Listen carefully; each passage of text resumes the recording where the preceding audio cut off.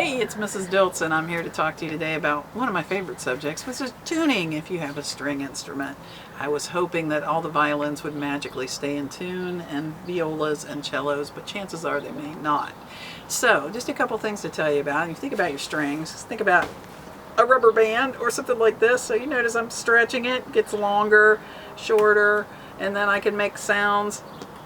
It's kind of hard to hear that, but your string is basically the same principle, right? So you have two ways that you can tune the string on the violin. You have the peg up here and you have the fine tuner. But your first job is to have a reference pitch, and I'm going to give you in a document, I'm going to give you the website that I use just when I'm doing a quick tuning. Now sometimes guys, if I have my digital piano or a keyboard, I'll use it to tune against.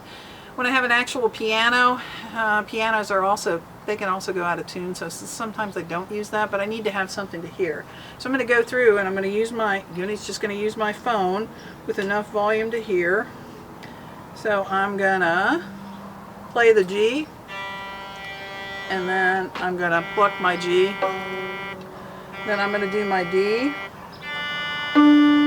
my A, maybe my A, really my A, and my E.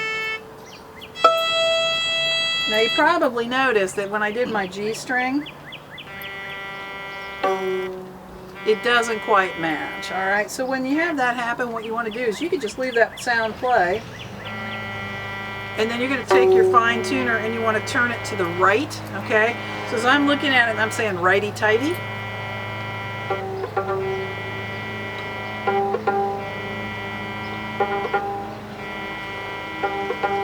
Until it matches the pitch. And so that's how we can use our fine tuners to tune.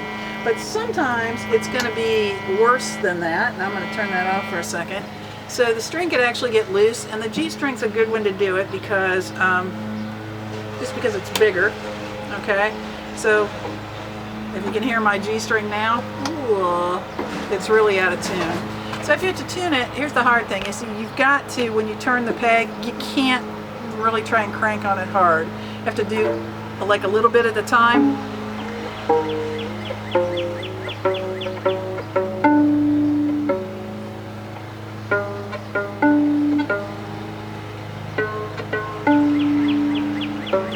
And then you want to get your reference pitch. Still not quite there.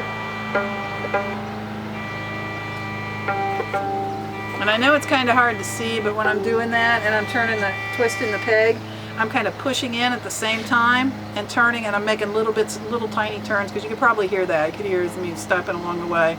And like I said, I should have heard that reference pinch. Now sometimes guys, what I'm listening to when I just grab your violin and I say, let me hear, is I'm listening to the gap between your strings. So all of our string instruments have a gap of what we call a fifth. So on a violin, I'm going from my G to my D string, so if I count up all the letters in between, G, A, B, C, D, there's 5, so it's a fifth, so I know what that sounds like. So if your violin goes a little bit out of tune, but it still has this, that's perfectly okay, as long as you're not playing with anybody else or you're trying to play with a recording, it's fine. Alright, so you can use the fine tuners, you can use the pegs. The problem is sometimes our pegs will kind of slip back, and we might have to talk through that. So that's something you can email me about and ask me any questions. Hey, thanks for tuning in. See you later.